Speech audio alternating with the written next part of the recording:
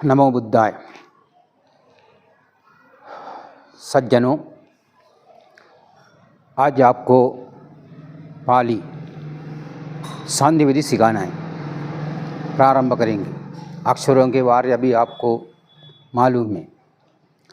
संधि हर जगह पर मिल संधि मानी एक मोल होता है।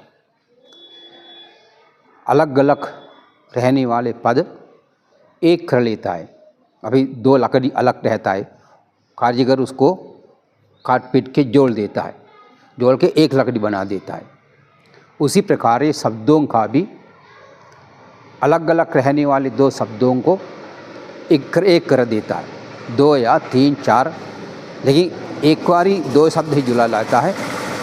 बाकी शब्द भी इसमें अलग अलग जोड़ सकता है। उसे संधि कहता है। संधि सुखोच्चारण के लिए होता है, भाषा लिखने के लिए और उच्चारण करने के लिए, पढ़ने के लिए उसको आसान पड़ जाता है। अलग अलग लंबी रहने वाले शब्द संकोच करके एक में लिया तभी उसे पढ़ने आसान पड़ जाता है। इसलिए आप लोग अभी संधि सीखना चाहिए, क्योंकि पाली भाषा हम व्यवहार करते हैं, ज़्यादातर हमें ऐसी मिला जुला शब्द मिलता है। उसको अर्थ समझने के लिए उसको अलग अलग करना पड़ता है। अलग अलग करके हम अर्थ समझ सकता है। इसलिए मिला हुआ जब तक कैसा मिला थे कैसा उसको अलग करेंगे को समझना चाहिए। संधि सिखाने पहले एक चीज़ आपको ज़रूर सिखाना है, माने व्यंजन किस प्रकार बनता है। व्यंजन उसको आप समझ गया तो संधि बनाने के लिए आपको दिक्कत नहीं आता है। वो नहीं समझेंगे तभी आपको संधि बनाने के लिए दिक्कत आ जाता है। इसलिए मैं आपको पहले सिखा देता हूँ। अभी संधि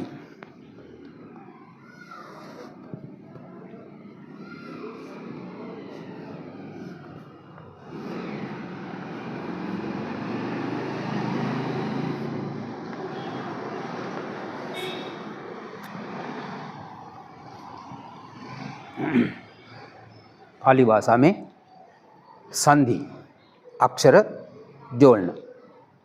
पहले मैं आपको बताता हूँ।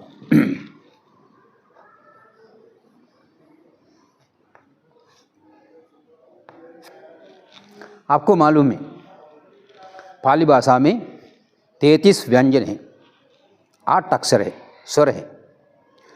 अभी 33 व्यंजनों को अकेला उच्चारण नहीं कर सकते। ये व्यंजन उच्चारण करने के लिए स्वरों के सहारा लेना पड़ता है। इसलिए हम एक अक्षर बताएंगे, उसी के अंदर स्वर भी व्यंजन दोनों होता है। इसलिए हमें संधि अवस्थाओं में व्यंजन अक्षर से स्वर निकाल के उसी अक्षर को व्यंजन बनाना पड़ता है, तभी हम अक्षर जोड़ सकते। इसलिए पहले हमको समझना चाहिए अक्षर। अभी ये व्यंजन, इसको हम आदक कहता है। आदक पूर्ण का नहीं, इसी को अ जोड़ देता है, तभी बनता है क। अभी इसको अकेला उच्चारण नहीं कर सकता है, लेकिन इसी को जोड़ने की वजह से ये अकेला उच्चारण कर सकता है क। अभी क कहा तो ये भी उच्चारण होता है, ये भी उच्चारण होता है, ये दोनों का उच्चारण होता है। इसी प्रकार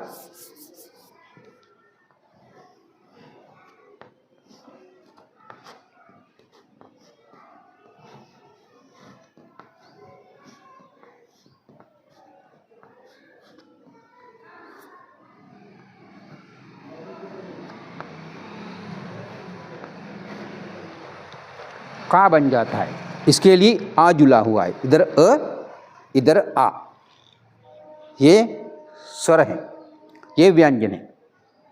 इसी को अक्षर बनाने के लिए ये स्वर व्यंजन में जुला जाता है। हम संधि का अवस्था में ये व्यंजन से स्वर निकालना पड़ता है। इसे स्वर निकालने के लिए उस स्वर के व्यंजन के अंदर कौन सा स्वर है उसको समझना चाहिए। अभी क तहत रहा तो अस्वर है, का है तो आ स्वर है,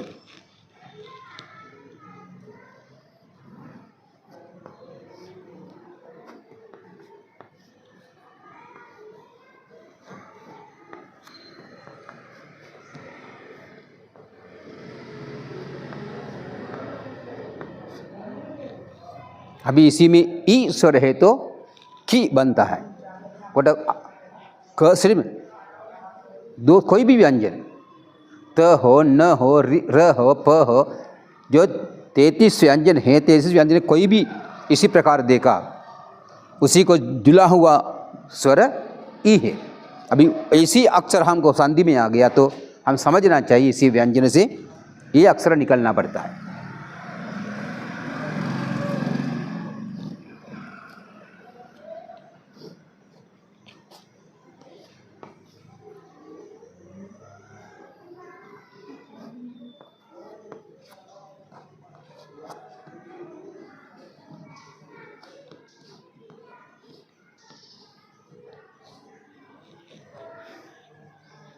अभी ई, अ है तो क, आ है तो का, ई है तो की, ई है तो की।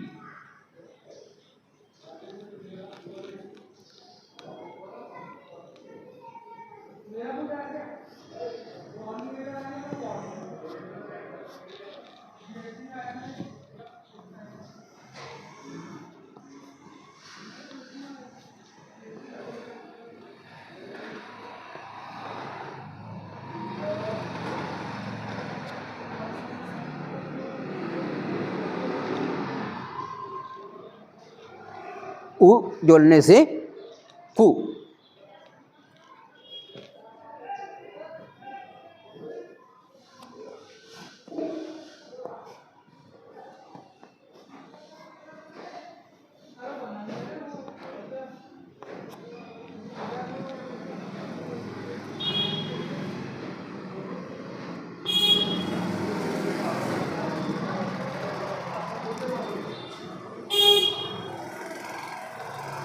उ जोड़ने से कु।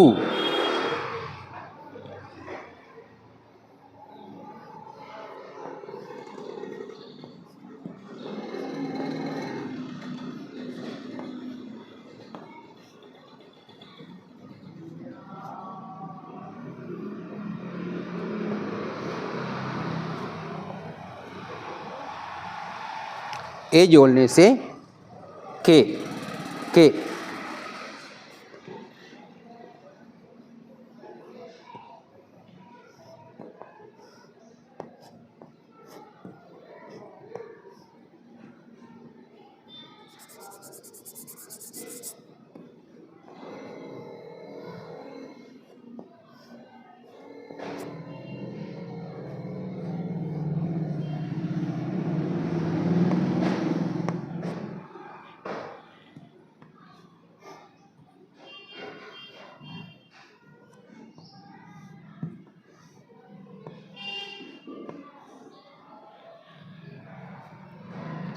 अभी यहाँ पर हम क इस्तेमाल किया, क के जगह पर 33 व्यंजनों से कोई भी व्यंजन आपको इस्तेमाल कर सकता है, लेकिन इसी प्रकार आ गया था क, का, की, कु, के, को, इसी प्रकार ही आएगा। उसमें जोड़ने वाला क्या है कि अ, आ, ई, उ, ए, ओ, यही स्वर जोड़ा जाता है। ये स्वर जोड़ने से इसी प्रकार बनता है। ये आपको ज़रूर याद रखना चाहिए, क्योंकि आगे जो हम संधि कार्य करेंगे तभी आपको इसका ज़रूर उपयोग हो जाता है।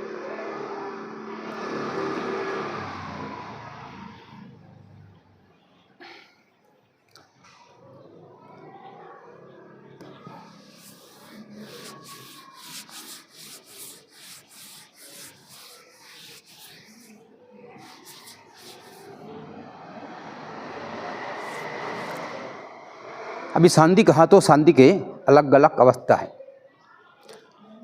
संधि पहला होता है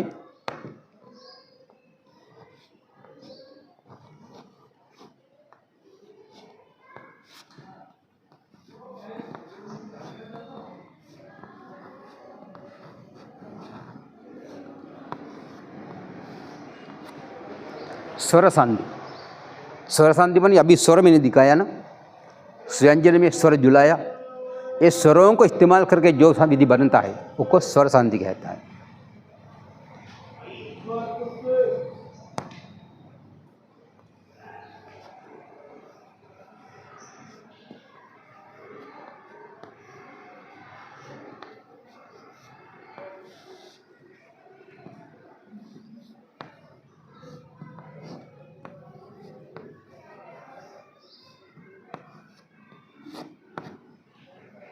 दूसरा है व्यंजन। व्यंजन उपयोग में लेकर व्यंजन को इधर उधर करके जो संधि विधि बनाता है उसको व्यंजन संधि कहता है।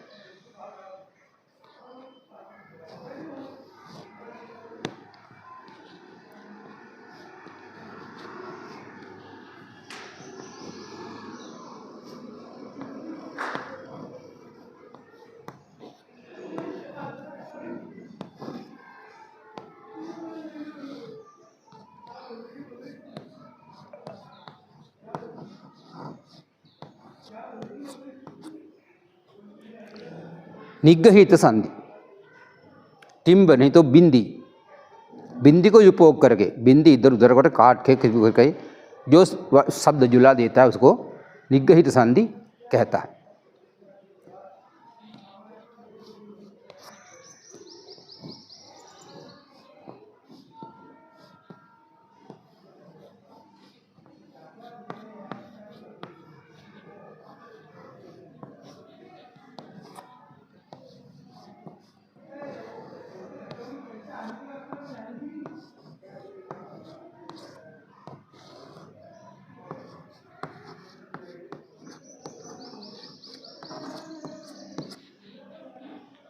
चौथा है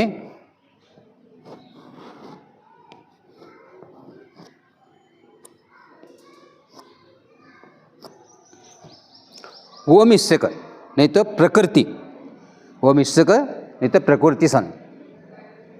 ये तीनों कार्य से जो नहीं होता है उसे कहता है वो मिश्रक नहीं तो प्रकृति संधि, स्वभाव से उसमें संधि कार्य नहीं है। ये चार है, ये चार प्रकार से हमें शब्द जोड़ सकता है। इसलिए आप एक एक करके आपको मैं बताता हूँ ये कैसा किस प्रकार होता है। पहले हमको स्वर संधि समझना चाहिए।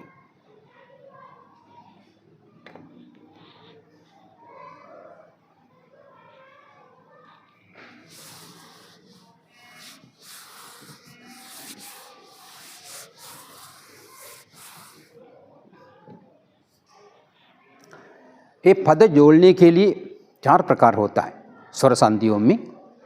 स्वर चार प्रकार उपयोग कर ले सकता है, उपयोग करके उसका जोड़ सकता है। वो चार प्रकार सीखने बने।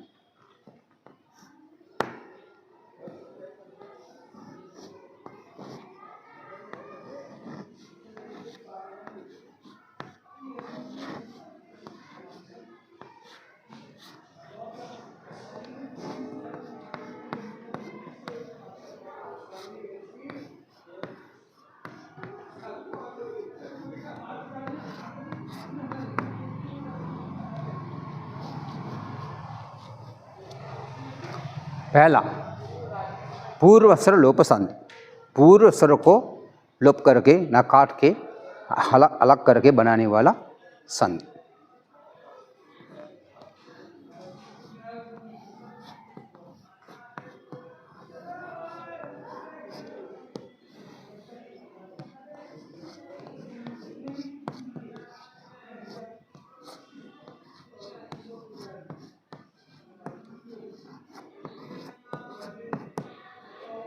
दूसरा परस्वर लोप संधि, परस्वर को लोप करके बनाने वाला संधि। मैं आपको बात में को भी समझा देता।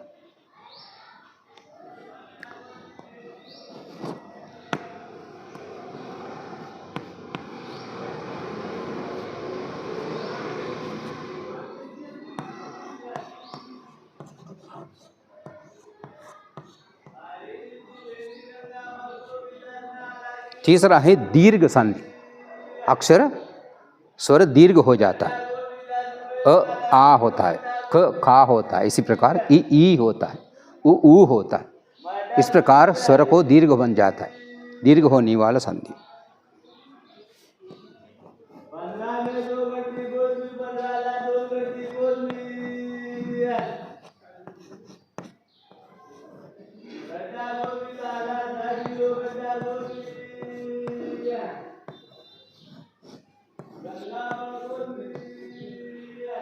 चौथा है ह्रस्व संधि, लघु होने वाला संधि। दीर्घाक्षर को लघु होता है, ह्रस्व। ये चार विधि है। ये 4 विधियों से हमें स्वर संधि निर्माण करना है।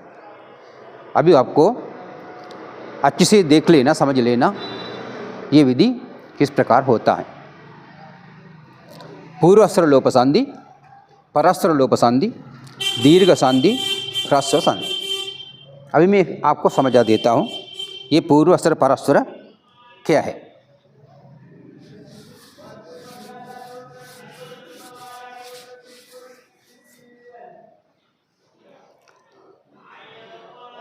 अभी हम 2 शब्द लेता है, 2 शब्द।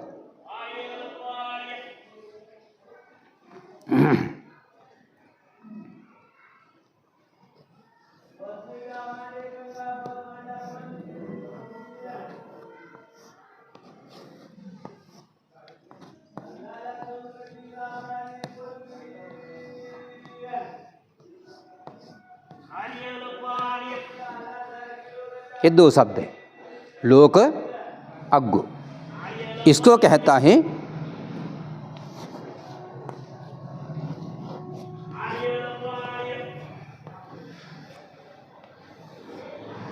पूर्व पद, पूर्व पद कहता है।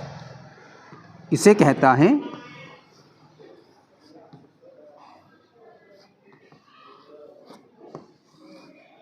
परपद। ये परपद, ये पूर्व पद। अभी पूर्व पद लोक, अभी मैंने दिखाया क कैसा बनता है। आधा क में अ जोड़कर ख बनता है। ये क में जो अ होता है उसको कहते हैं पूर्व पदांत स्वर। पूर्व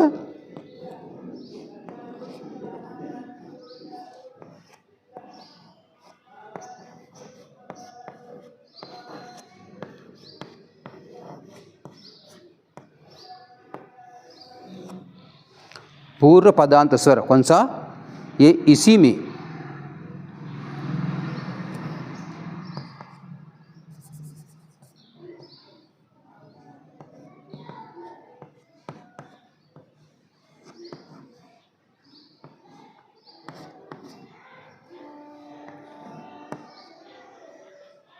ये क में अंदर छुपा हुआ है।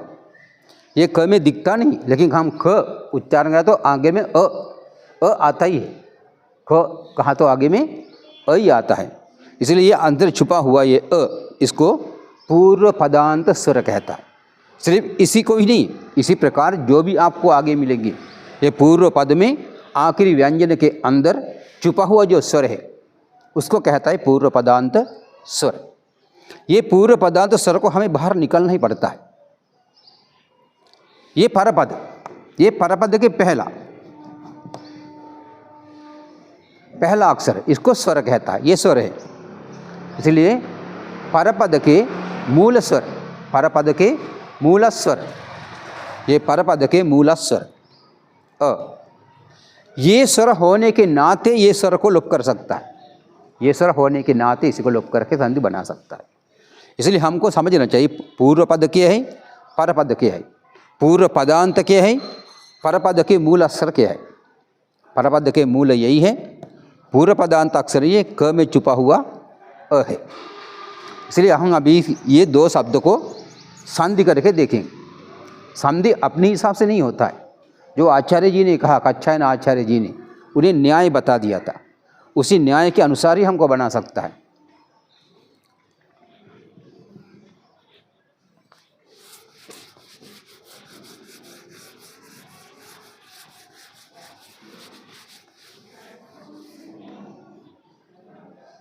अभी देखिए,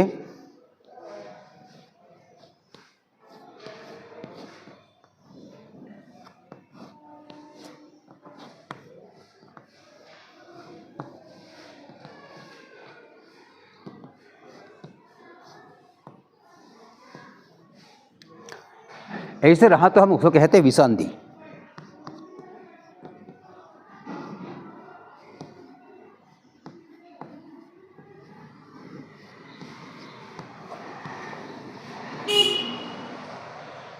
अभी विसंधि है, उसको संधि करना है।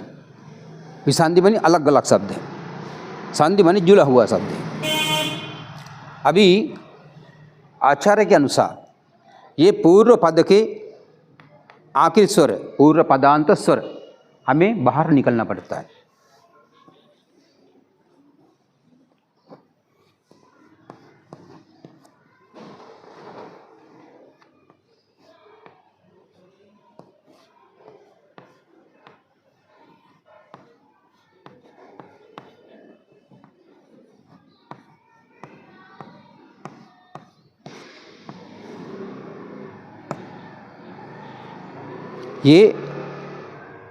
ये स्वर का, ये व्याक्षर का अंदर जो स्वर था उसको बाहर निकल, इसके लिए एक न्याय है।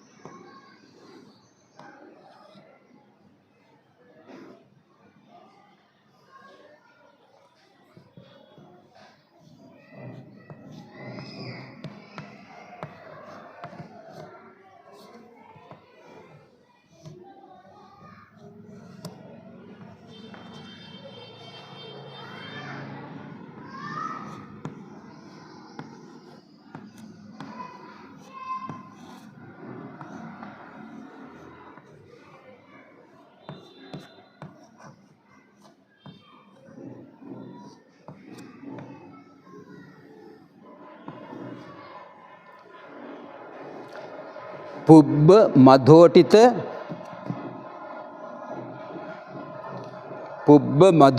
मत्सरं सरेन वियोजे। पुब्ब मधोटित मत्सरं सरेन वियोजे, ये भी संधि है। पुब्ब मधोटित मत्सरं कहा तो संधि है, वो संधि हम अलग करके देखना है।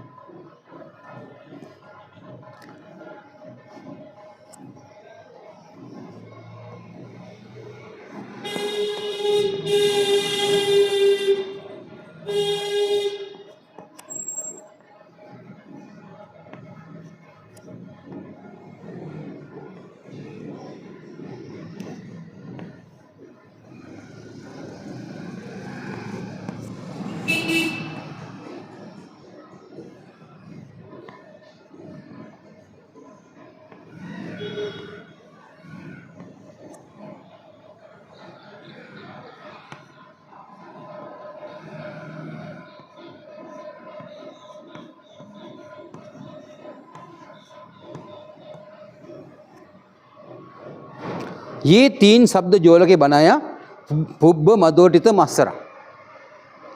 पुब्ब मन ये पूर्व पदांत अक्षर है, ये परपद के पूर्व जो व्यंजन है अक्षर है उसको कहते हैं पूर्व, पुब्बम। ये पूर्व अक्षर अधोटिता, अधोटिता मानी पहले अवस्था, पूर्व अवस्था में ले जाना पड़ता है। पूर्व अवस्था का तो ये इसी प्रकार हमको भी सिखाया ना।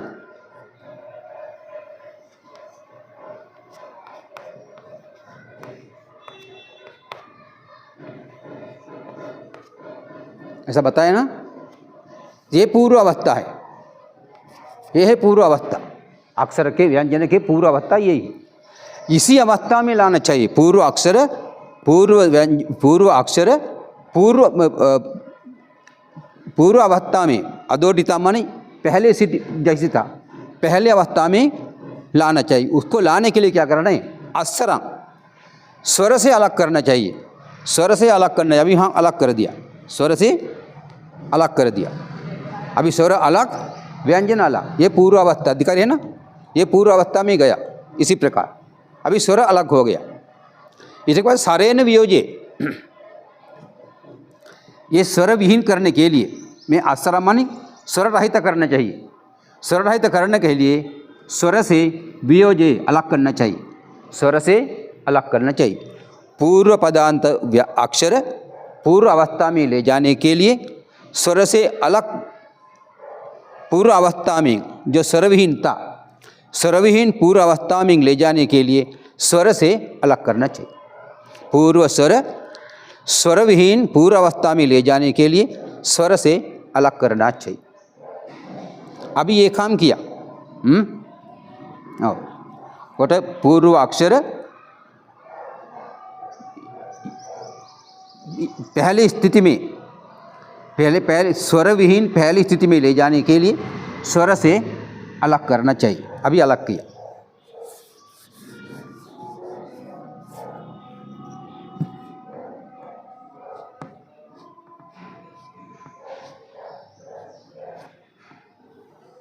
ये न्याय है, उसको न्याय कहता है।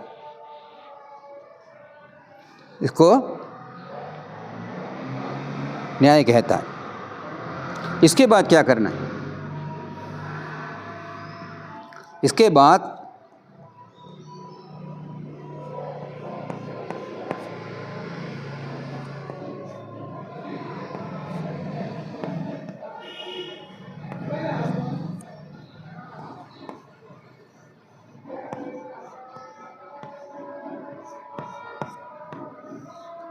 अभी पूर्व स्वर लोप संधि, तो ये पूर्व स्वर को लोप करना चाहिए, इसको लोप करना चाहिए। इसका भी हमको नया न्याय दिया है।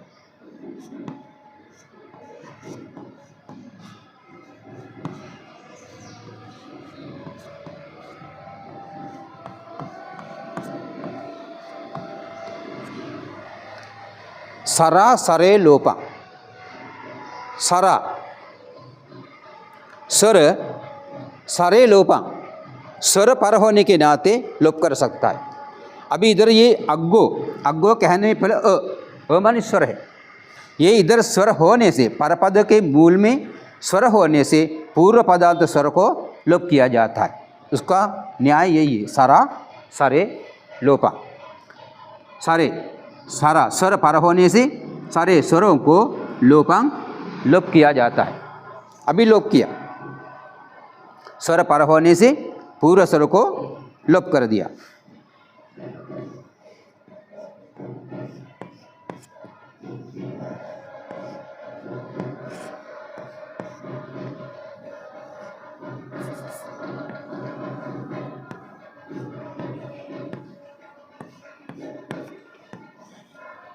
अभी बन गया लोक अग्गो।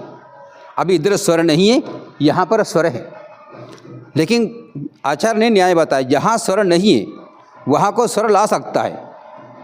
इधर स्वर नहीं तो ये स्वर यहाँ पर ला सकता है, उसके न्याय दिया।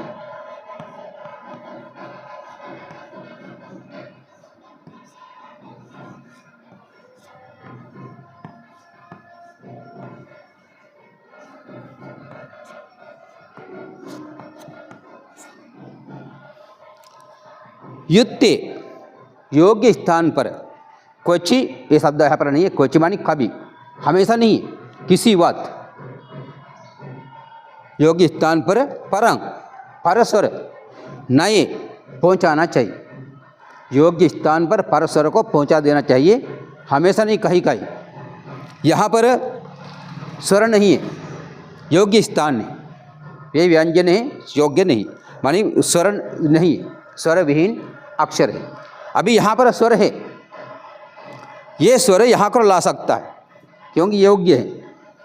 स्वर विहीन जगह पर स्वर को ला सकता है, ये न्याय है। बन जाता है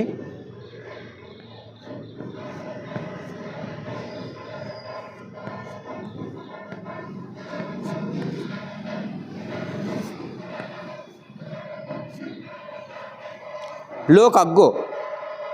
लोकाग्गो, लोकाग्गो मानी लोकाग्र। जगत में अग्र कौन ने? संबुद्ध, चले बुद्ध भगवान। लोकाग्र मानी बुद्ध।